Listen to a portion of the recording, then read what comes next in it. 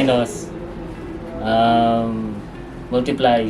Ako po si Ray Anthony Llorin, 42 years old, nakatira sa Bacoor City, Cavite. Dati po, isa akong teacher, simula po 2008, tapos kalaunan sa Katagalan po, na-assign po ako as bilang school principal. So simula po 2017 hanggang 2022. Dahil po sa pagpalit ng pag-aari ng school, napilitan po akong mag-resign. After ko po mag-resign is wala po akong ibang pinasukang trabaho. Nag-isip na lang po ako ng paraan para kahit papaano is ng pagkakakitaan.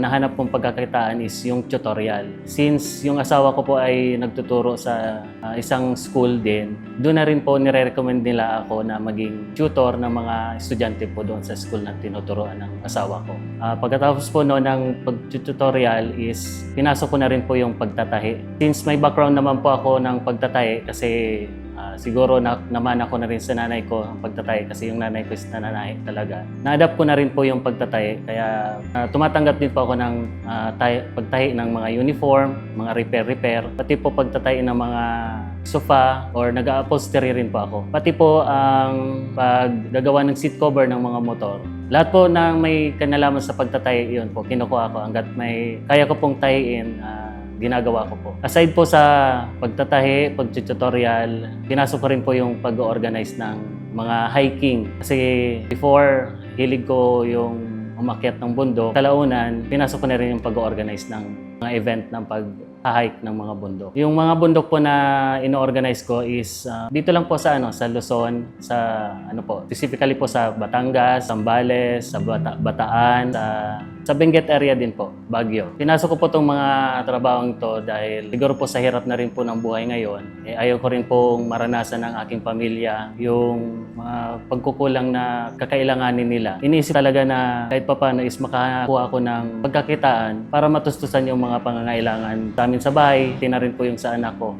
Wala po kasi kaming wala rin po kasi kaming permanenteng tirahan. So kailangan po talagang maghanap ng pagkakitaan para matustusan yung mga babayarin sa tirahan, sa kuryente, sa tubig. Siguro yung yung pinakamatinding naging problema na naranasan namin is yung time na nawalan ako ng trabaho. Kasi hindi naman agad-agad nagkaroon ako ng almost 1 year din akong walang trabaho, walang pinagkakitaan. So umabot sa time na nangutang kami sa mga kamag-anak o kahit sa mga kakilala para may makakuha lang na may pambili ba ng pagkain tsaka sa mga babayarin. Yung mga ginagawa kong pagkakitaan, sapat lang din po yung nakukuha ko. Pero kahit paano po is, kumbaga magaan na po yung namin, yung pamumuhay ngayon. Hindi kagaya nung dati nung nawalan ako ng trabaho na talagang hirap po kami. Hindi namin alam kung saan kami kukuha ng susunod namin pagkain sa kinabukasan. Ang motibasyon ko